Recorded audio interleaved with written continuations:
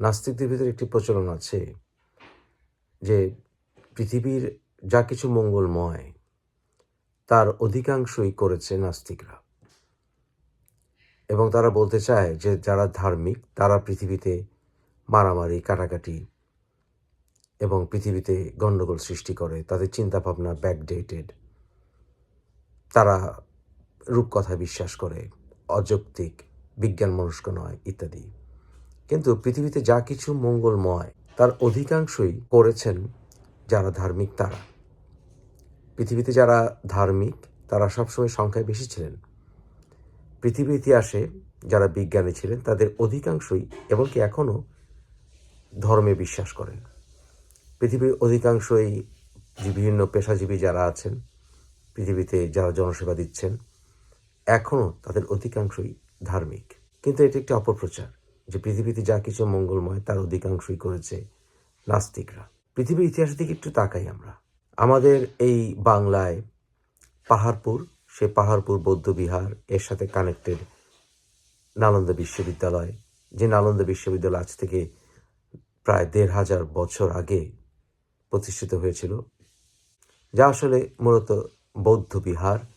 এবং এই নালন্দা বিশ্ববিদ্যালয়ে যে দর্শন, সাহিত্য, জ্ঞান এবং বুদ্ধিজমের উপরে যে চর্চা হতো, সেখানেই আমাদের বহু গবেষক সাধক আমরা পেয়েছি।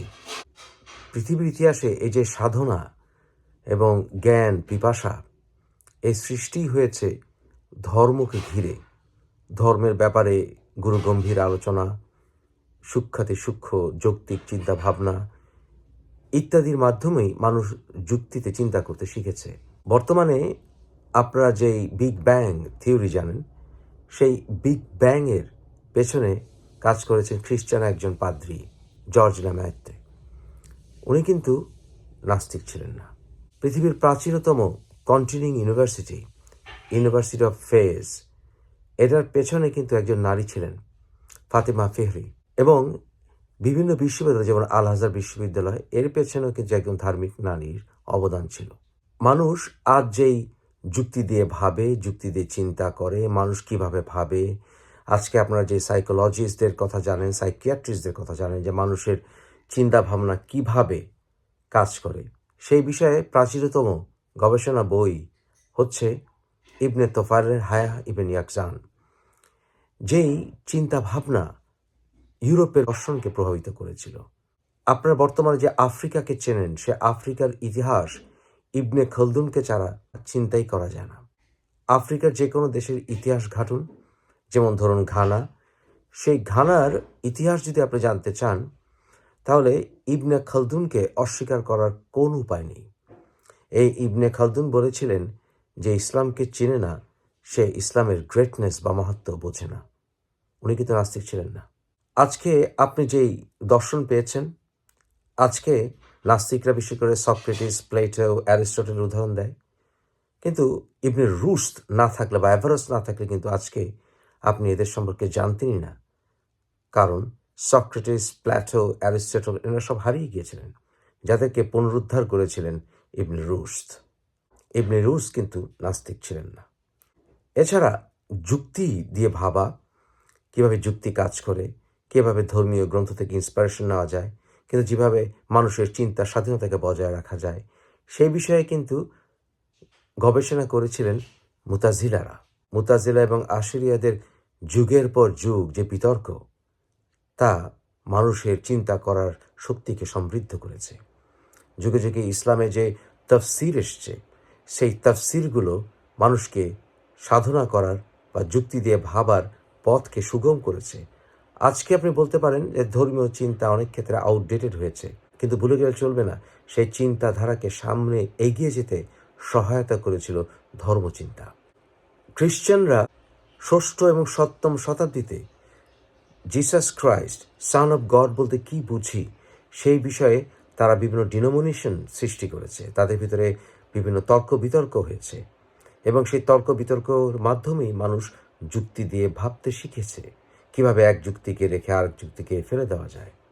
আর্যভট্ট আজকে থেকে ১৫০০ বছর আগে উনি আমাদের মহাকাশ নিয়ে গবেষণা করেছিলেন। আর্যভট্ট কিন্তু একজন সনাতনী ধার্মিক ছিলেন, উনি কিন্তু নাস্তিক ছিলেন না। যুগে যুগে ধার্মিকরাই পৃথিবীকে সমৃদ্ধ করেছে। কোনো না কোনোভাবে সেই ধর্মের অবয়ব চেঞ্জ হয়েছে, কিন্তু এর অর্থ এই নয় যে আমাদের পূর্বপুরুষরা ধার্মিক ছিল বলে তারা ছিল বর্বর, তারা ছিল মূর্খ, তারা ছিল রূপকথায় বিশ্বাসী। ইসলামের ইতিহাসে কালাম শাস্ত্রের গবেষণা মানুষের চিন্তার গভীরতাকে এমন একটি পর্যায়ে নিয়ে গেছে যে আজ মানুষ সেই সূত্রের ধারা ধরেই ইনফিনিট কনসাসনেস নিয়ে ভাবে। অতএব ইতিহাসে সকল ক্ষেত্রে নাস্তিকদের প্রভাবের কারণে পৃথিবী পরিবর্তন হয়েছে, এটা একটি ডাহা মিথ্যা কথা।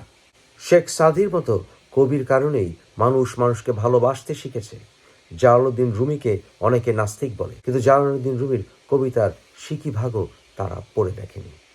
মানুষ বিভিন্ন সময় বিভিন্ন চিন্তাধারার পর্যায়ক্রম দিয়ে যায়। কাজী নজরুল ইসলামও গেছেন, জালালউদ্দিন রুমিও গেছেন, ওমর খৈয়ামও গেছেন, অনেকে ইতিহাসে গেছেন সেই ধারায়, কিন্তু এর অর্থ এই নয় তারা সবাই নাস্তিক ছিলেন। আজকে মানুষ যে বিজ্ঞান মনস্ক হয়েছে, মানুষ যে প্রখরভাবে চিন্তা করতে শিখেছে, সেটার পেছনে কিন্তু ধর্মচিন্তা একটি গুরুত্বপূর্ণ ভূমিকা পালন করেছে। কারণ মানুষ মানুষের ধর্মকে নিয়ে বিভিন্ন সময় যৌক্তিকভাবে চিন্তা করতে শিখেছে এবং বিভিন্ন সময় বিভিন্ন ধারায় বিভিন্ন ধাপে সেই চিন্তার অগ্রগতি হয়েছে। বর্তমানে বিভিন্ন ধর্মের ভেতরে যেমন উপধর্ম সৃষ্টি হয়েছে, যেমন ইসলামে অনেক মাযহাব সৃষ্টি হয়েছে, খ্রিস্টান ধর্মে হয়েছে এবং হিন্দু ধর্মেও বিভিন্ন মতের ব্যাপার আছে। এগুলো সব কিছুই আসলে ধর্ম চিন্তা নিয়ে মানুষের ভাবনার অগ্রগতির প্রমাণ। তাই মানুষ ধর্মীয় চিন্তা থেকে যেমন অগ্রগতি এনেছে, ঠিক একইভাবে মানুষের চিন্তা শক্তির প্রখরতা বৃদ্ধি ঘটেছে। তাই ধার্মিকদের অবদান আপনি অস্বীকার করতে পারেন না।